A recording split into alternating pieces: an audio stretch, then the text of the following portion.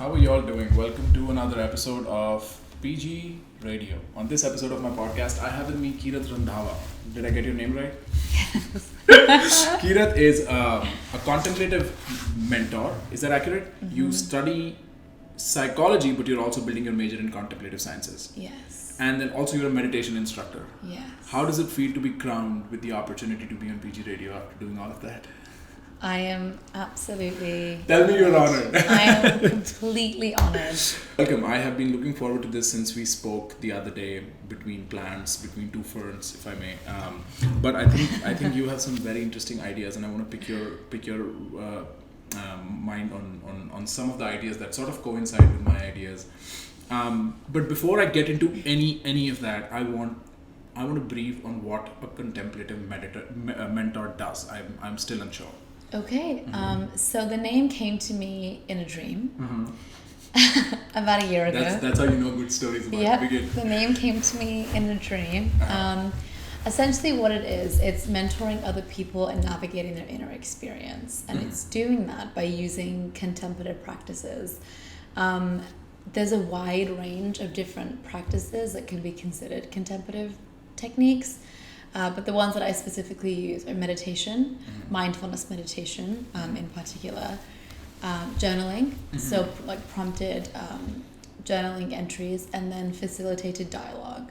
So asking appropriate questions, having some sort of an end in mind, not perhaps a result, but some sort of a milestone where we're looking to achieve. So when we are engaging in the dialogue, I'm intentionally asking certain questions to get to that point.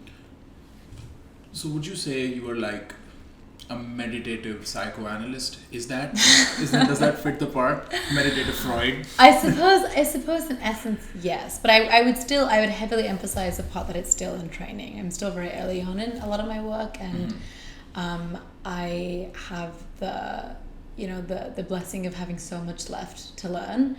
And a large part of my offering is just based on my own experience. I've been trained in different things, and I have certifications for logistics and things like that.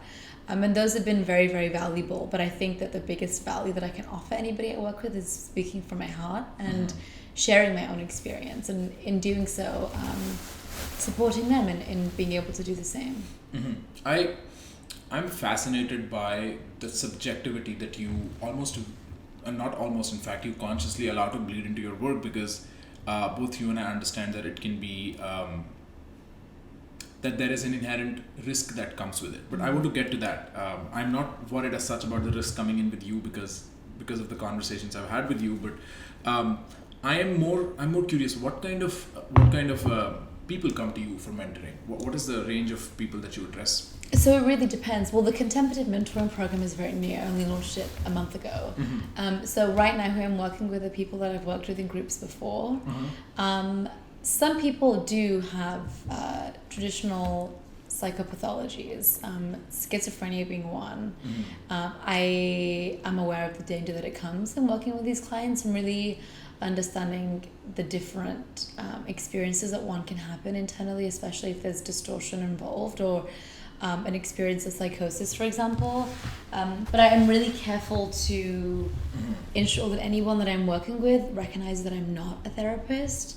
I'm not trained in therapy, although that's the path that I'm on, but by no means am I offering therapy or am I trained to do that. And honestly, I think the people that I usually have a lot of the deepest conversations with and can really support are just your average young women in New York City, especially people coming from creative industries, journalism, fashion, beauty. And I have a background in design and fashion, so I think that it helps me resonate with those women a lot more because I understand the day-to-days of what they're going through. And also what I'm learning now, actually, which was never really my initial intention, but students. I think my first year, it's my second year now at school. My first year at Columbia, I was sort of like cut off from campus. I spent very little time on campus, and I didn't really allow myself to open up to anybody, and for my own reason. And this semester around, it's been really lovely because I've connected a lot deeper with a lot of individuals, and I've recognized how beneficial these kind of tools can be for the student. The average student who's juggling perhaps part-time work, taking a full course load, trying to live in New York City, maintain a social life, also meditate and work out and eat healthy and sleep 8 hours and all those things. And again, I think my greatest asset is embodiment. I can talk and talk and talk and talk like one, but if I'm not doing it, it doesn't really mean anything. True. That's absolutely accurate. I think part of there is so much to pick on in the answer that you gave me, which was phenomenal. I think you covered so many ends. New York by default, I think, is so overstimulated. For the analog body and mind we have, it is so overstimulated. I don't know how I made through the first 2 years without myself sitting in contemplation.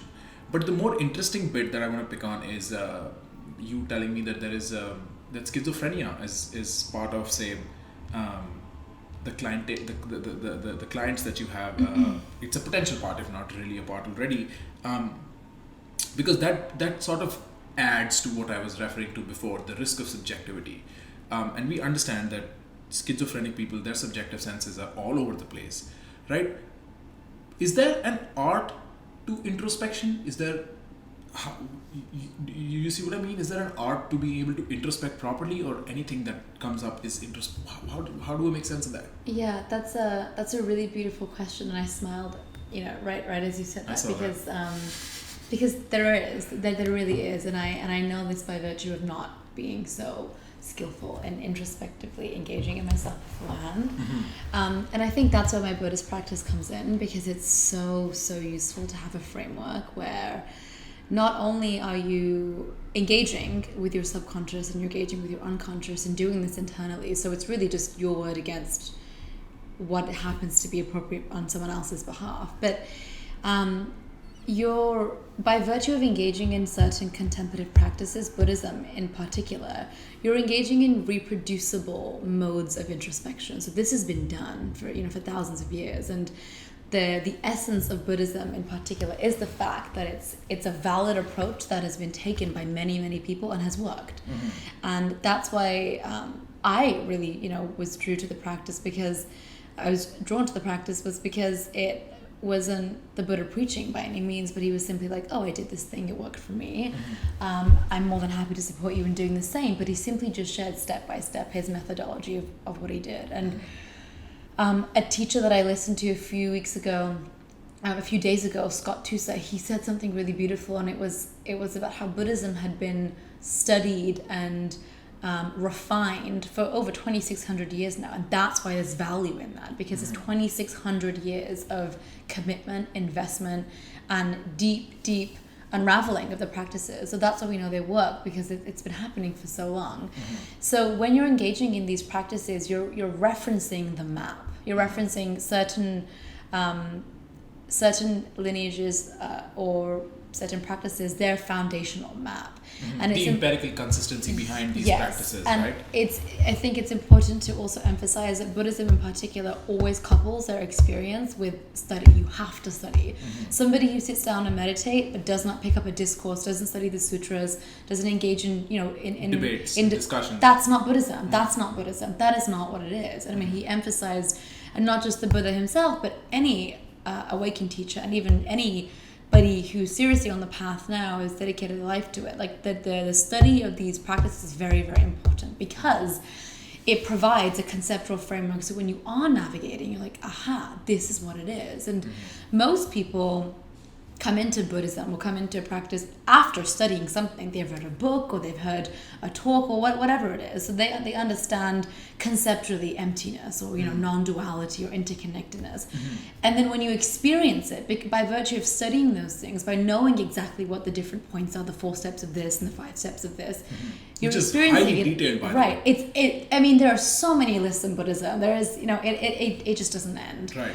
But that's why it's useful, because that's the art of navigating your experience. Because if not, what happens? There's distortion. You're prone to being in deep harm, and it's actually not liberating. And we all know different people in our lives, and probably versions of ourselves as well, where we've engaged in dream analysis or meditation or whatever it is, and we've had an experience, and we become super attached to this experience. But at the end of the day, it's just another experience. As impermanent as anything exactly else. It's just an experience. experience. And if you're unable to navigate them all with the same sense of equanimity, the same kind of intellectual understanding, which does support that, then it's really important to ask, well, how liberating actually is it? You can experience something and have no idea what the experience is. So then what do you do? Then how do you integrate it? Then how do you then use that as a foundation to move continuously through the world? So if you don't have that conceptual backing, it's it can get dangerous very quickly. Right. Yeah. And I mean, a proper instance of that is, myself, I was prone to second guessing, which is a form of subjective experience, and I thought the second guessing is where my answers are at, not with the immediate experience in my reality itself. And Buddhism illuminated some sort of, it was revelatory in the sense where I was like, why the hell am I second guessing myself? Why am I thinking that this is an unconscious representation of something I desire when it could just be as simple as desire? In any case, Buddhism is now evidently one of the places that you and I coincide, and I want to pick at it and try to see if there are differences we have in our conception of Buddhism, because it's a 2,500, 2,600 year long tradition, and there obviously will be. So there was an article by Stephen Batchelor that I was recently reading, which at least begins to paint out the consistent threshold of my willingness to believe in Buddhism, right? And the interesting bit that he paints is that you can be agnostically Buddhist. I would take it a step further, and I'd say you could be Buddhist but could have a different religion. But what I mean to pick at is the fact that Buddhism at its core is a method before it is an institutionalized religion, a cult. Before any other word label is applied to it, it's a method at its core. I think I buy into that. Do you? I 100%. So we are, from there, as much as I've read about it, the philosophical and the psychological shoots of this phenomena, they are accurate but irreconcilably different from objective psychology. Would you say? Because like 5 streams of consciousness, we have no concept of 5 streams of consciousness psychology at all. Yeah. They were highly detailed, and their view of the human psyche is irreconcilably different in my view. You cannot have a 1:1 relationship with objective psychology. That's I don't want to say tricky territory, but it's incredibly nuanced. And I think I say that because also, in the West, we have an issue. What is psychology? You have a psychoanalyst and then you have a behaviorist. Not the same methodology. Not even a cognitive psychologist. Right, exactly. Very, very different. So psychology as a field has so much variety. So to compare that to Buddhism, there's definitely elements of the field and specific schools of thought that do resonate with certain principles of Buddhism. So I'm currently studying contemplative psychotherapy at the Nalanda Institute, and one thing that my main teacher speaks about is how Freud was actually probably one of the closest figures in psychology to ancient Buddhism, and that is by means of a few different things, but one, really celebrating the relationship between nature and nurture. So understanding that nature is as important as your developmental stages, but also recognizing that you do have an unconscious life, and it does drive many of the things that you do. Also that the mind has a causal effect. Like what happens in the mind, what happens in the unconscious and in your inner experience does manifest what is actually happening in the physical, whether it's through your behavior, however it is, how you engage the world, how you perceive the world. I mean, it is really important. But one thing that a lot of different teachers have bridged together is that the art of psychoanalysis, so really engaging with the psyche, really recognizing the psyche has to be at the forefront of healing. Also with schools of humanistic thinking, like allowing the compassion to come back into psychotherapy is important. That's similar to Jungian psychology, and a lot of Jungian analysts, they really emphasize that psychotherapy, the Latin root, is literally means to care for the soul of another, to care for the soul. And when you think about traditional therapy today, that is not the case. It's not the case. It's so reductionist. It's so reductionist. Especially in the US. I mean, the UK, for example, is far more open-minded, than the US. It's still not, it's, still pretty strict to Western philosophy and science for sure, and having an objective standpoint, but it does not neglect that which it cannot understand. The US system of the APA, it's horrific on many counts. It's so standardized. And it's upsetting. And I think, and I truly think, I'm a psychology major. I think my true romance, intellectually speaking, is psychology. I truly, truly think that. But I think any psychologist who is pretending psychology is any sort of a consolidated field is fucking shitting themselves. There is the biggest replication crises we have in academia as in psychology, and everybody's going around pretending like they are scientists, right? And I kid you not, I have so much respect for the in fact, my most revered intellectual heroes would be psychologists, as a matter of fact. But it's horrible, and I think. Tell me what you think about this. I strongly resonate with Dalai Lama's notion that there should be some sort of an integration of the subjective field of reality and the objective field of reality, and the study of the two using Western measures and Buddhist monks. Do you think that has any merit to it? Here is how I put it. Do you think the Buddhist monk or the Buddhist way of being is an elevated way of being, or is it a different way of being? Oh, that's such a good question. Is it qualitative or quantitative? Wow, that's a really great question. I give you 3.5 minutes. So, and I can only speak from my experience. Of course, there is no expert. Right, people get this expert sentiment as soon as the camera and the mic is on. I hate it. No, that's not me. I don't I can't remember facts for anything. Right, fuck that. I'll do it. Yes, I think it's an elevated way of living, and I say that because I come from such a knowledge-based, empirical-driven background. I was so. I think I was so skeptical about so many things before starting the Buddhist path in a really healthy way.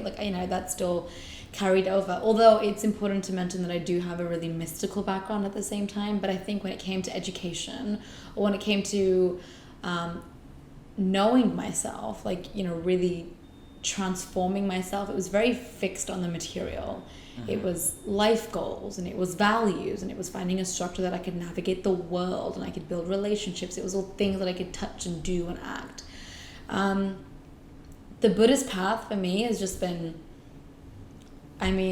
honestly, I feel speechless when I talk about it, and I try to communicate this sometimes to people, but I think it's and I didn't really realize this until about 1.5 years ago, and I was in such a dark place, and I had always studied and heard about the phrase taking refuge in the Dharma, and before you sit down to meditate, there's preliminaries that you do, and you take refuge in the Buddha, the Dharma, the Sangha, and then at the end you share your merit, you dedicate the merit I would do that, but I would do it conceptually. I understood. I know what you're saying. Right. It was out of respect, and I was totally I want to do this. I want all sentient beings to also be free of suffering. Right.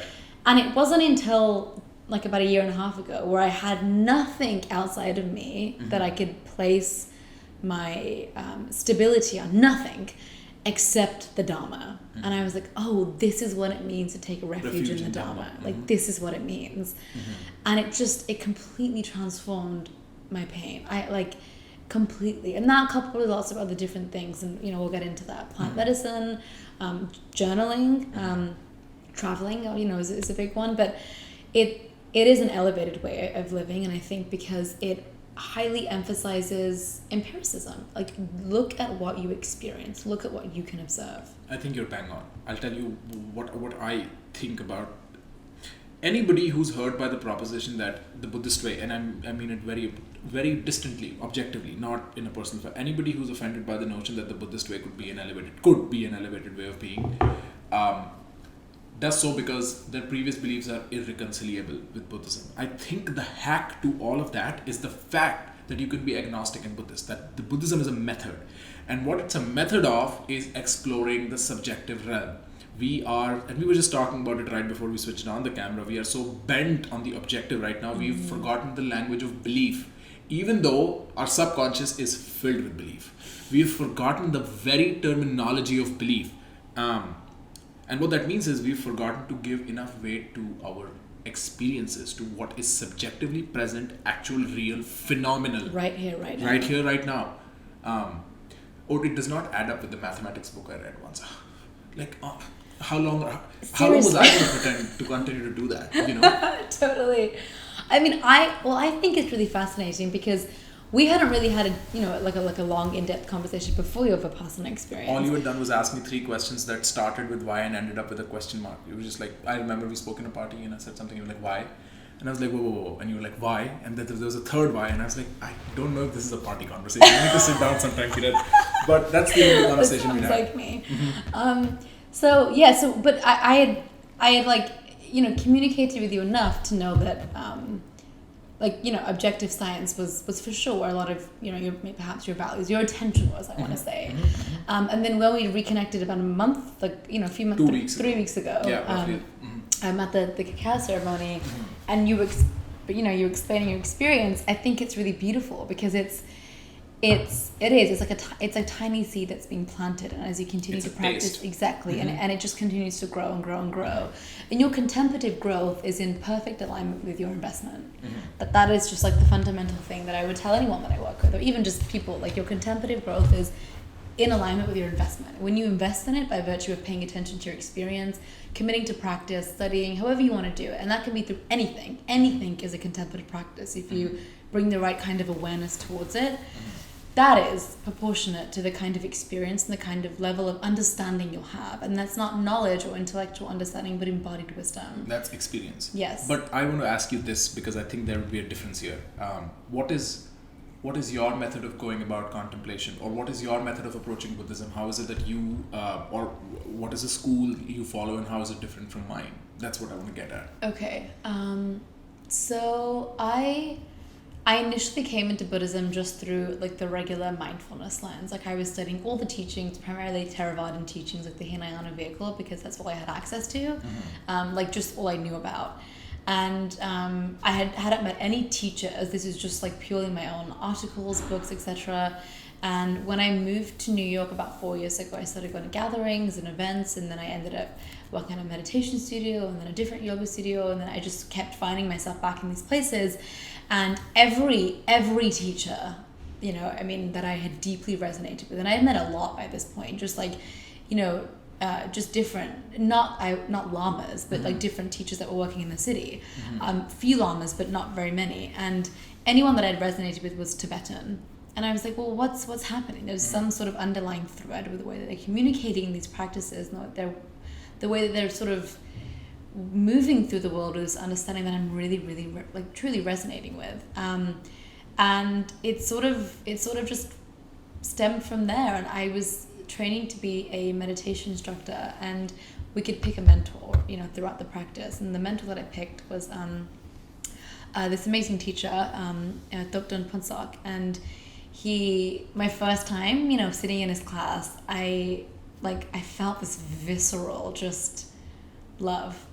And then, really just like, wow, who is this being? And he was a monk for 22 years, and he's like, his presence is medicine, like the way that he shares and supports the teachings. And it's not just his presence alone, but it's the fact that it's the teachings. Like he's a vehicle for the teachings in my life. He was at the time.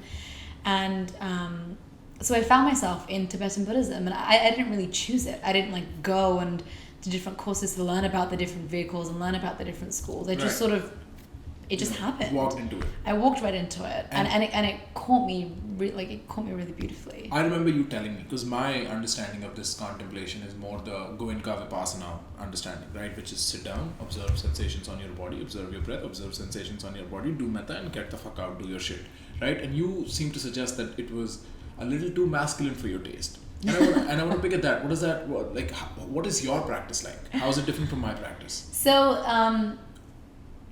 so that practice is my foundational practice. It's foundational practice for sure, because before you can do anything else, you have to really understand how to concentrate and how to stabilize the mind before you engage in anything else. By no means have I attained shamatha, or am I at a level where I'm in meditative stabilization all the time. No, far from it. But I had felt like and this is again my experience going on insight meditation retreats, which is Hinayana Theravadan teachings. The container itself I felt like was incredibly, I don't want to say restricted, but I felt like it was confined in a way that wasn't liberative for me. It wasn't for me, and I respected it. I learned tremendous amounts from it, and I grew from it, which is the most important thing. And then when I went on my first Tibetan retreat, I was like, oh, this is, I'm not fighting. I mean, it's hard. I'm sad. What is it that they do with the Tibetan retreat? They chant. So that's a moving of energy. And I first came to my first lineage of Buddhism through Soka Gakkai, so Nichiren Buddhism. And I was in Nigeria and I came across this like traveling group, and I just started going every day and I would chant. And my family in Nigeria, they're Hindu, and they were Hindu, but they also did this. I was like, well, how are you doing? What are you? Are you Buddhist or are you Hindu? And they were like, we're both. And I was like, cool. So then I went to the traveling groups, and they would just chant, and then they would pray. They would go to mandir, they would pray, but then they would come home and they would chant. And I started chanting and chanting and chanting, and the craziest shit would happen in my life. Like, and it would just, the movement of energy, and obviously it's not that it's super direct. It's not that I would chant that my life, everything would happen in magic. It's that I would chant and I would feel connected to myself, and I would move energy. Then I would begin to act in alignment with clarity, and that would bring about the fruition. So, and I stopped doing that once I just like found mindfulness, because it was what I needed at the time, and it still is my daily practice, mindfulness. But chanting is really important for me to move energy, to get my body to move with the sound of words, to actually feel that vibration. Whereas mindfulness in and of itself is a concentrative technique. It's a powerful technique. And the word meditation can be translated into the Tibetan word gom, which means to become intimately familiar with. So there are many ways of becoming intimately familiar with yourself. And having a foundation rooted in concentration is the best way to go forward, because then you can engage with anything in a stable manner and not be so distracted. Right. So the next step from just observation is chanting and this movement of energy. So you're not just observing, but also allowing it to flow. Yes. So I'm observing. I'm beginning to sit down. I'm observing. And then chanting is not daily. It is like maybe 2 or 3 times a week. It really depends on how I feel. I do a daily mini chant, and that's Tara, the liberator. She's a female Buddha. She's the archetype of a female Buddha. And her chanting is for protection. So it's for really beginning to eliminate yourself of fears. There's 21 different chants that you can use. There's 21 Taras that you can relate to at any given day or any given point. Her general overall chant I'll do in the morning and at night, and I feel like it literally seals a container for my internal life. Like it sets the appropriate conditions for me to go inward, whether it's about to meditate in the morning or about to go to sleep and dream. And that is also just a protective factor. I feel like it supports me. Right. Also, in the objective realm of conversation, or at least in the Western way of thought, it becomes tricky, or at least people avoid the notion of talking about masculinity and femininity. And you have some very interesting views that I want to address. So, what do you mean by how do you understand the feminine? Because the masculine's discussed enough, right? As we talk about toxic masculinity, beautiful masculinity. The feminine is it's nature.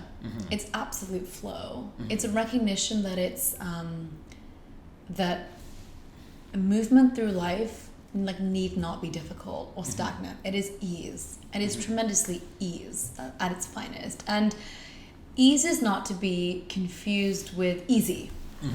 It's to be understood as harmony. Like that there is no conflict. It just is. It is and is and is. And the masculine can be the container. It can be there are so many different ways of explaining it.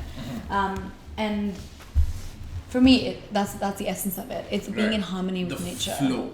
It is the complete flow of mental energy, of your internal life, and of what you perceive outside of you. It is just complete harmony. How is the analogy of an unstoppable force meets an unmovable object for explaining the masculine and the feminine? The unstoppable force being the feminine, the unmovable object being the masculine. What do you think about that? Like, not in the literal sense of the word, but like in the sense of the interaction, the sense of the dance. This is the kind of role they assume. Would you say that's accurate? Yes. From my experience, definitely. And when that's not done correctly and one is out of alignment, it's incredibly detrimental to both parties. And I think that what I'm seeing happen from my own experience and from people I'm working with and just from like blatantly observing the world around me is that there's the obvious of when perhaps a man is not in his masculine, and he's more in his feminine for whatever reason. So energetically, the woman is then she takes on the role of the masculine, and then that can actually begin to manifest physically. So perhaps she's taking control of everything. She's setting appointments for everything. She's paying the bills. Like she's the active doer in traditional energetic masculine ways. And I don't mean like 50s housewife, but I mean like that hasn't been switched. But I mean like she's now actively pursuing. She's doing. She's directed, and that's all masculine, like the direction, which then creates a space for the masculine to receive, to be, to flow, to experiment, to explore, to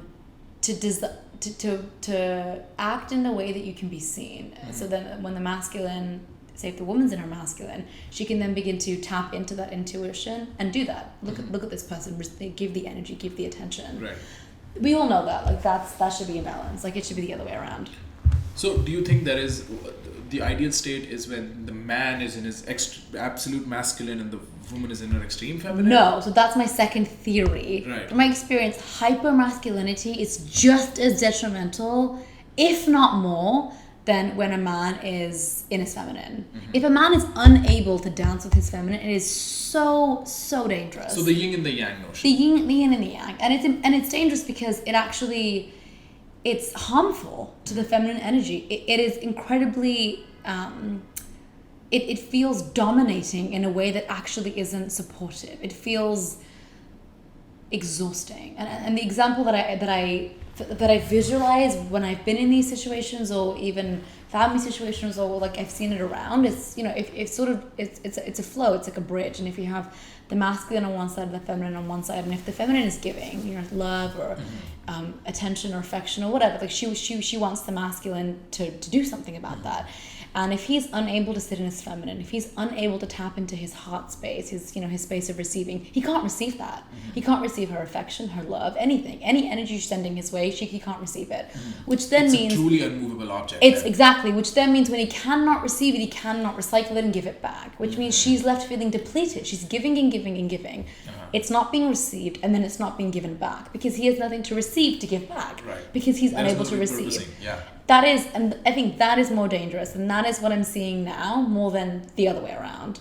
So tell me this: would a proper litmus test for me going into a relationship be that of the assessment of this energy? Like, okay, here is what I do. I go over my head. I'm like, okay, I'm 70% masculine, 30% feminine. I want some sort of a like. I'm not saying that mathematically it should be as accurate, but would you say a good thing to look into when you're choosing a partner is the complementary nature of your energy with them?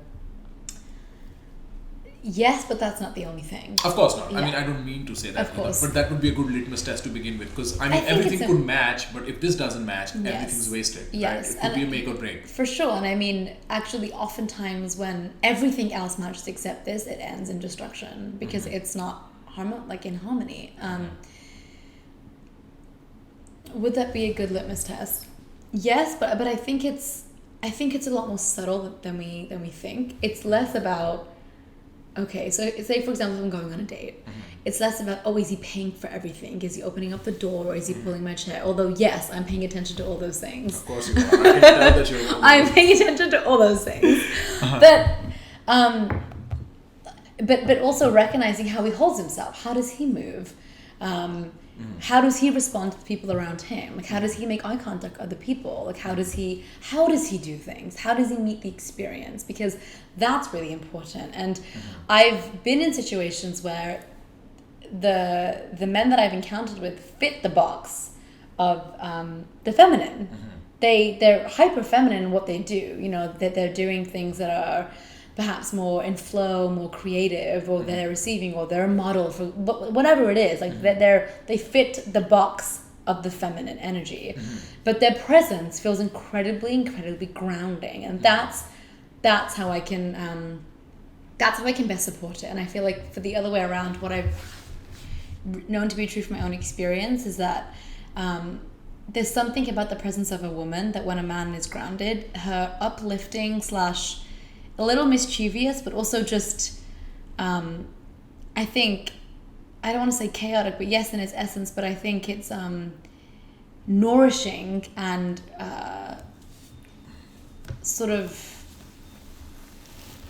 I don't know the best way to say this, but its capacity to provoke you in a really loving way and get your attention and push you to do certain things.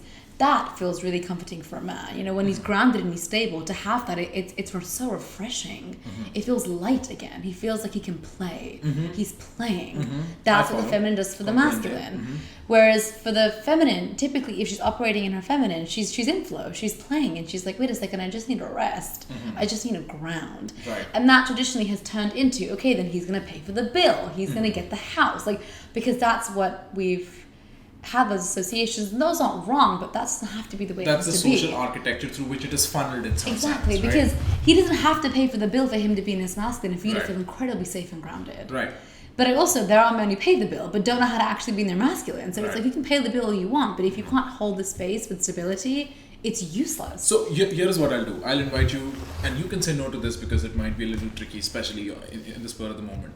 Help me understand, because I've struggled with this notion of the masculine and the feminine, and I've had people tell me both that I'm extremely feminine and extremely masculine. I don't trust people on that. What would you say if I were to invite you to tap into the subtlety of this energy? What would you say about me? I would say you're more masculine. I mean, and let's just say that is the yin. To what degree is the yang present in the equation?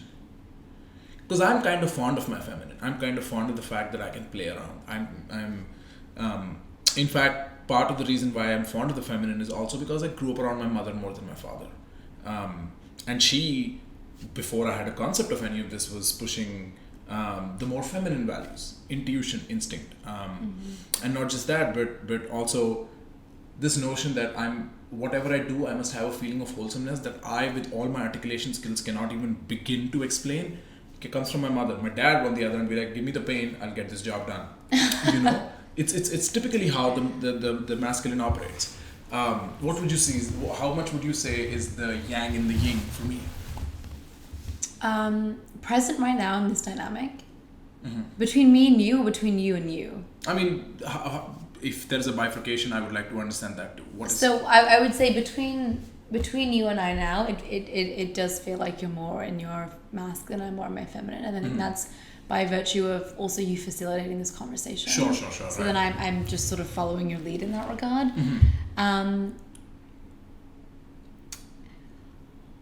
I would say that I'm not far off from you though in being my masculine in this present moment, and that's for many reasons. But I would say that I'm not. It's because of the tea. It's totally the cacao. That's what it does for you. It fucks you up. Right. But yeah, I'm not far off in my masculine than you are, and I think that for a lot of women, I think especially, usually if it's like a flirtatious dynamic or if they're dating someone, that's when they're most in their feminine. Sure. Because you can receive and just, you know, it, and not like obviously physically, but I'm talking about energetically, like all you want. Between just you, I think there is a strong feminine expression. But it's coupled with a disposition to want to know. Like your disposition, it's really beautiful. I mean, it's definitely a skill. But with your disposition to want to communicate your experience, I think that's very masculine. Like your inclination to want to share that experience, but also your capacity to want to feel, to share the experience, which means that you've had the depth of experience to share. You're not afraid of looking inward or sitting in 10 days in silence or committing to a day of plant medicine, you know, like that's something that you're you're committing to doing. And I think that's that is feminine nature. That's nature. It's plant medicine. There is no fucking control in plant medicine. You surrender to that plant with complete respect. You have to, otherwise you don't get what you want, or what it has to give you. Yeah, exactly. Or it's complete excruciating pain. If you're in an acid trip and you're resisting what it's supposed to tell you, it's awful. It feels awful. The only way out is just to let go. It's like, okay, I'm done. I'm gonna relax and surrender, and that's a feminine quality. But I think that it's balanced in both. It's balanced in both. I want to come to the psychedelic plant end of medicine in a bit, but I also, before I conclude the subject, because it's it's an insanely interesting subject to me, this masculine feminine, this dance that goes almost unnoticed. I noticed this with my girlfriend. I have no two ways about it, that part of the reason why we work, and we work in such a smooth functional way, is because I can be absolutely in my masculine while she's in her feminine, and we sort of intuitively understand the switch when it happens. Totally. Because if she's earning for herself, and if she's going about building a career in the most determined way possible, there is a part of her that's just determinedly masculine. There is no two ways about it. In that moment, I have to be the one who's receiving. I have to be the one who's playing. So you play a supporting role now, right? I have to dance with her. That is how I see it. The energies dance together. They don't coexist, coincide, overlap, superimpose. None of that. They dance together, and it's constant motion. It's constant motion. What do you think are the toxic forms? Because toxic femininity is almost never spoken about intellectually, as much as there is weight on toxic masculinity, which I'm not complaining against. That's not my intent, but just to put a bit on that. It needs to be spoken about. So what is toxic masculinity and femininity for you? Toxic femininity for me is, sorry, I'm not sure about that sound. That's fine. Toxic femininity for me is it's the capacity to cause another like tremendous harm. Like tremendous harm. Like an upset, angry, out of balance woman is a dangerous creature. And from my own experience, in moments where I felt like I was in my toxic femininity, when I was absolute at my highest point of self-destruction, I would have been capable of hurting anybody in any way. Like it wasn't even a question. Right. That stems from any level of toxic anything, just stems from an imbalance. And I don't mean imbalance of just energy, but I mean a misalignment somewhere. And that usually, I think, from toxic femininity stems from pain. It's that there's a painful root of some sort. Self-destruction is present. It's present. I think so often a lot of people think that toxic femininity, it's immediately other-oriented. It is. Like it's coupled with self-destruction. But her self-destruction occurs in the process of hurting others. That's the process, I would say. And how's toxic masculinity? Would you say it's the exact reverse? That it's self-hurt initially, but as a consequence, there is other hurt too? Yes. I think that they are... That there's an internal battle. Do you remember the joke I cracked about it when we met? Yeah, what was it? So, I don't remember it, but I do remember you told me. Maybe this might work for you. And the joke was, if you put 10 men in a room with a lighter, they will burn themselves. If you put 10 women in a room with a lighter, they will burn each other. And I think that illustrates, like, if you frustrate these group of people, their toxic forms are represented in somewhat this sense. Yes, but it's incomplete because a man who is at battle with himself by virtue of anybody else invested in that man is also in pain. Oh, for sure. Yes. Right. Of course, it's not the incomplete picture. It's not the psychoanalytical unlocking of the door at all. But I think that typically goes so... It's not communicated to the degree that it should be. Yes, like he's completely destroying himself, but I think that's very present. It's obvious when a man is in conflict with himself. It's really palpable. There's, especially if you're in your feminine, it's completely intuitive. You're like, oh, okay, that's happening. You can feel it. But it's so harmful to anybody invested in that individual, especially if they're in their feminine, because it feels dominating again. It feels like there's a block. It just feels so stagnant. It feels stuck, and it's a dangerous place to be. Right. Yeah. I think I'm blessed, and I very rarely use a word that's as Facebook friendly as blessed is. But I'm very blessed because the masculine and the feminine dynamic that I grew up with was phenomenal. I think my parents did a brilliant job at complementing each other's energies in that sense. My dad is the very masculine archetype, but he would come home and he would take up an absolutely childlike, boyish, almost feminine tinge to himself, where he would play and he would tease, and My mother, on the other hand, was contrary to traditional Indian, or at least myopically traditional Indian senses, was given a lot of respect for her feminine. Anytime there was a major decision to be made, her intuition, not her intellect, but her intuition was given so much more weight than... It was always, what did you feel? What did you think? Right? And my mother would be like, something's off. And you would be like, if she says something's off, something's off. Okay.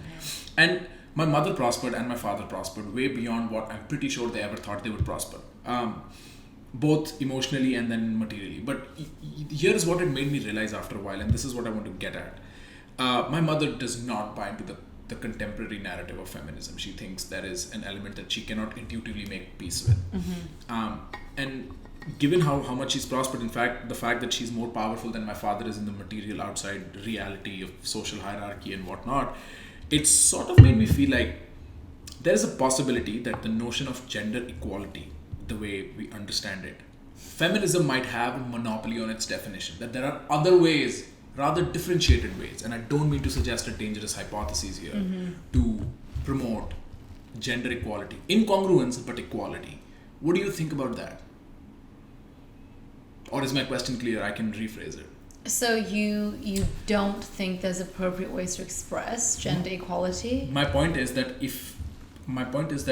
equality does not necessitate congruence. The very fact that there is a masculine and a feminine in at least our private conceptions, there has to be an equality that cannot be congruent by nature, right? No. And I feel like what feminism is trying to get at, and the way they're doing it, they have created a monopoly on the definition of equality in the gender sense. I see that. It makes more sense. Right. Yeah, it's destructive.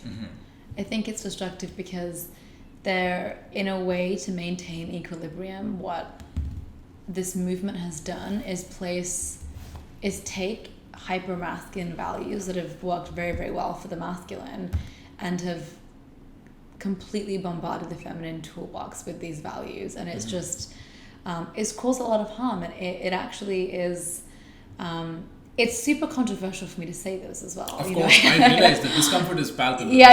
It's, and I say that, well, I say that because so many people who are very close to me are, really do believe that the best way to bring back in the feminine is to make your own money and to have your own business and to have your own investment account. And don't get me wrong, yes, like I do all those things. Like I have funded my lifestyle for a long time, like alone, and I'm totally down with that. But part of being in the feminine is that our greatest asset is our intuition, and to completely negate that is to go against nature.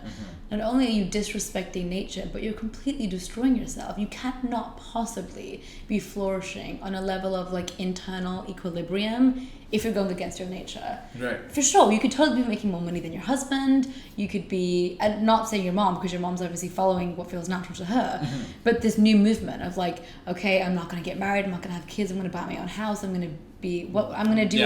Conception of a boss as, right. Neo conception yes, of a boss I as hate the phrase boss woman. I fucking hate it. I fucking hate it. I hate it. I don't want people to get me wrong on it either. It's not that I blame the women for being where they are. I don't think it's it stems from beautiful intention, but I think it's misdirected. Sure, and I also think it's misdirected by its complementary part, which is the men. Like, I think, and I don't mean a few rotten apples spoil the pack kind of a thing. I think it is also all men have undone, in some sense, the feminine of the world in some respect as well. This is sort of how would you say, a rebellion of some sort against what was observed. It's not wholesome, it's not accurate in my view, but it bounced against a wall that was crooked, and that crooked wall was the way men did not understand themselves. I also believe that the very fact that my mother's feminine could flourish was because my father's masculine was in place, and the very fact that my father's it has to be that complement. I cannot just blame it on the women, and I cannot just blame it on the men. No, I don't think you should definitely. Yeah, right. I think history took a bad turn there. Yeah, I agree. It missed its spiritual counterpart. Apart from all the physical ontology that we can speak of history about, it missed its spiritual counterpart, and the masculine and the feminine went haywire in that direction. I truly believe that. Yeah. I mean, like, from my own experience now, like having my own business and working and being able to act in a super directed and focused, assertive manner, where I'm constantly doing. I'm in a state of doing a lot of the time. My greatest success, and I define success as being in complete ease with the process of action and result, and then really being able to dwell in the result and thrive off that place, is when I've is when I've been in my feminine, is when I've been in flow, is when I've been in ease, when I've received, is when I've allowed myself to go where the ease has gone, and not what's easy, but where what's natural, what's representing harmony. And every time I go out of my way and I contact someone that doesn't feel in alignment with me, or I'm contacting somebody without any actual understanding of what could be, or just I'm contacting somebody for the sake of contacting somebody, it falls flat on my face every time. If I cold call somebody, anything that I do that's not coming from an intuitive pull, but it's coming from a cognitive understanding that if I want to build my business, I should do this, I should do this. Right. And I've done those things. I'm like, great, I should post about this, and then fuck that. It's all bullshit. Every time I'm just myself, and I allow myself to use my intuition, I go in flow, and I dwell and dance and just bathe in the flow. It all comes. It automatically comes. Right. And I think that that's Dhamma, right? Yes. That's the wheel of Dhamma in some sense. Exactly. That's what it is. And I have so many amazing friends who are entrepreneurs who are up until 2, 3 a.m. like sending emails and doing all this marketing and going to networking events and buying all this stuff, and it's so exhausting. And even being in its presence, I'm like, whoa, I gotta get out of here. And don't get me wrong, I did it too. I have danced in that dance. But my practice was like, what am I doing? Come back to this essence. It's all here. By virtue of working with my internal life, I manipulate my reality. What am I doing out there? It's a lost cause. Come back. So what do you think is this drive? And I'm almost, how would you say, inclined to say that it's a primarily American phenomena. I would rather also place it at the behest of consumerism at its extreme, which America exemplifies. Reality TV is an example of that. What do you think is this drive to matter, this drive to be famous and successful and recognized? Like, it's such an odd thing. There was no concept of fame in the analog history of your evolutionary past. Like, what is this need? Where is this coming from? Well, I think part of it is that it's what it represents. There's this need to be famous and this need to be successful. It's just safety. It's safety. It's this desire to be seen for who we are, and it's this desire to be held and supported for who we are on this material plane. And I think that the disillusion of community, of tribal settings, of having a village, of people, of not just your lover and that's it, this person is everything to me, every need is going to get met by this person, right? So dangerous. And it's so prevalent in the US, and we're so disconnected. And every time I travel and I come back to America, I find it incredibly ironic, because I'm like, I've never seen a country suffer in this way. Yeah. And they're like, it's hilarious. the land of freedom, like, oh, we are, everything's possible. I'm like, you guys are suffering in a way that I cannot even exist. Like, it's to put a pin on the land of freedom. There was a statistic, I think Neil deGrasse Tyson spoke of, or somewhere I was listening to him, and it said 67% or somewhere around that figure of people say that they would rather be assistant to a celebrity than be the dean of Harvard, than be the president of Harvard University. That is where America's at. And I would take it one step before what you say, for being appreciated for who we are. I think I would take one step, I would bring it one step back and make a harsher claim. I think it is the fight against existential uncertainty. I think it's the need to be known. I think anybody who gets into acting, and I mean no disrespect, because so many of my friends are into acting at 90, anybody who gets, it's really that if everybody applauds me, I will know that this is who I am. If everybody applauds me, I'm worth it. Right? And I think the fundamental question, at least in the 20s and the 30s, and I think for life, what we're trying to answer, two questions: who am I, and what the fuck is this shit? Yeah. And applause serve as a perfect feedback loop mechanism for my psyche to make sense of it. 100%. Right? It's and to think about the current president in America is a reality TV star. His office is a reality TV set. Exemplifies what material, consumerist, capitalist extremes make of a country. It makes for sad, depressed, anxious people. I agree. Soren Kierkegaard, the existential philosopher, said that anxiety is the cost of the human ability to choose, where branding, where variation is a product. At that point, all you're left with is anxiety, because you have to constantly choose, right?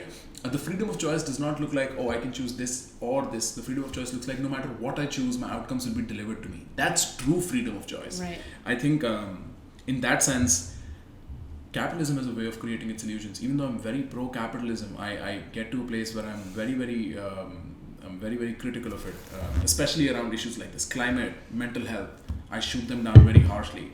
Yeah. I mean, I agree with everything you said. And I think coming back to the essence of wanting to be known and wanting to be known so that it reinforces our ideas of self, and actually not even reinforces, but it creates our idea of self, because usually we're coming in with a blank slate.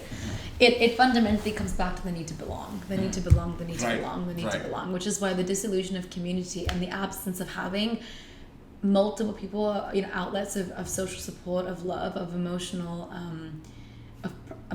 presence, it's so dangerous. And you go to countries like India, and you go to countries like, I mean, I haven't been in a very long time, but when I was in Nigeria and Sierra Leone had just come out of a fucking civil war not that long ago, and they had a roller crisis, like this country had been through shit. And I was staying in this little hut, and I would wake up in the morning and there was a mosque and there was a church, and then, right next to each other, and everyone would get up, and it was like 4:00 in the morning. No one has electricity, so you wake up when the sun gets up, the sun rises, and the feeling was just so different. There was such peace, like such momentary peace of being, that stems from an absence of choice. Like it stems from the fact that they have nothing to do but make peace with their circumstance, for sure. I think that's part of it, but it also has an idea to do with that we're not alone. We have 50 people here in this neighborhood, that at any point, should anything happen to me, I can go to any one of these people for anything. And loneliness is a massive issue in the US. Gosh. It is like it's an epidemic. Like we are so lonely in the US. I think it's not isolation itself, but the possibility of no community that is the real scourge. Or perceived. It's perceived. Or perceived, right? Yes. It's I think what isolation facilitates is a temptation to validate your own narrative. And if it's in a negative bent, the ideal place where I could be is I have mental proximity of friends to reach out to, people to reach out to, community to reach out to, but physical proximity of nobody, so that I can work on my stuff, on myself. Beautiful. Right? That's how because this is something I was going over with Scott Kaufman's lecture as well, and that's when I came up with the idea. But just to illustrate the whole notion of wanting to matter, here is one way people can do this experiment on themselves or other people, because if I ask you, Kirat, who are you, right? And psychoanalysts would take the first thing that comes to your mind as an answer to look into what really comes about. In fact, I would do the same. But imagine you said, I am a contemplative teacher. And then imagine you saying, I'm a successful contemplative teacher. This drive of trying to answer who I am, the first of the two existential questions that we have, with the validation of successful is a validatory term. It just, what it offers is, and it's not a bad thing, validation. Right. It's important that you get that in your environment, but compounding of empirical conclusions. Successful, right? Now I can anchor myself to this identity marker. Right. I can stay with this and it's safe. It's the fight against uncertainty, because just a contemplative teacher, are you any good? Totally. And I think that's part of my contemplation. I think silence will reveal secrets that are hidden in the pockets of your mind if you were careful enough to listen to it. And I think that's where this idea came to me. You sound like a poet. I used to write poetry when I was growing up. There's your feminine coming out. It's beautiful.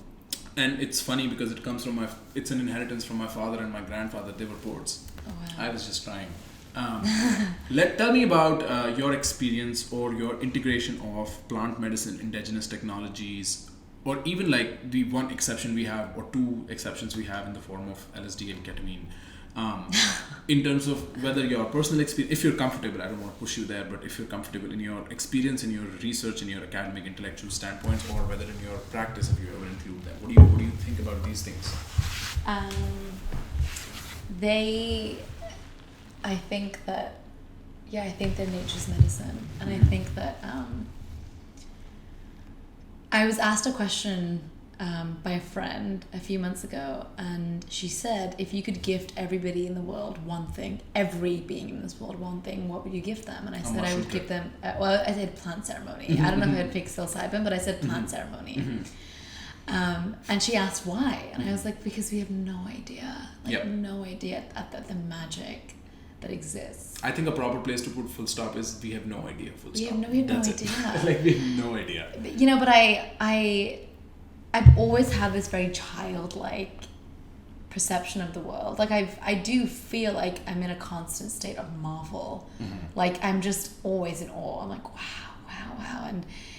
And you know, I don't have like a dramatically exciting life. Like it's like when I'm making my tea or when I'm washing my hair, my shampoo smells amazing. It's like it's the little things. Kirat, it's the little things. Yes. But it's plant medicine has just it's reinforced that I'm not alone. It's reinforced that there is a much larger force at play that is aiming, that is determined to express itself through me, and I just have to get out of my own way. And once I do that, I'll be okay. Do you think there's a time and place for this stuff? Because yes, it is hyper-context 100%. dependent. People who are like, oh, I'm going to go to a rave and do LSD, I'm like, oh gosh, okay. It's actually not the worst substance to use at a rave. I think there is worse substances. I think, you're crazy. I think that any plant medicine that is done out of the context of an intentional ceremony is disrespectful in some regard. I mean, LSD is not really plant, would you say? Yes, okay. It's similar. Perhaps. But I think that it's, I think that when you're engaging with these plants, or when you're engaging in these practices, intention is very important. Super important. And you want to be in a manipulated, controlled environment, because once you go in, that's it. Like you're buckle up. Oh yeah, absolutely. The setting formula is absolutely set in stone. There is no two ways about it. Including the people you're with. Like I actually find that I can't be with a strong feminine energy, because I'm feminine yourself. Crazy. Like I'm crazy. It's like a high five loop where you just hyper feminine. And I know that about myself. I'm like, I'm gonna cry and I'm like, there's no way that if someone else is doing that, I'm gonna be freaking out. So I can only do it with super grounded people, including friends of mine that are women that have really grounded masculine energies. But I think that if you let it has a power to reveal to you anything that you've wanted to know. And it I am always skeptical of ascribing a me in the process of intentionality or the consequentiality of plant medicine. I always think it'll tell you what it wants to tell you. I've emerged out of psychedelic experiences not knowing what it did to me, but it just fixing stuff in a way I just have no idea. I was like, wait, is that me? Whoa, am I acting like this? And I don't know why. With all my deep contemplative BS that I might carry with myself, holding it too close, no idea. That's the power it has. The reason why I can ascribe that a self and not myself is because I understand the power imbalance at its core. It is so much more powerful. Oh, for sure. Like it's what we were talking about before. I think before we started this podcast, is that you have to.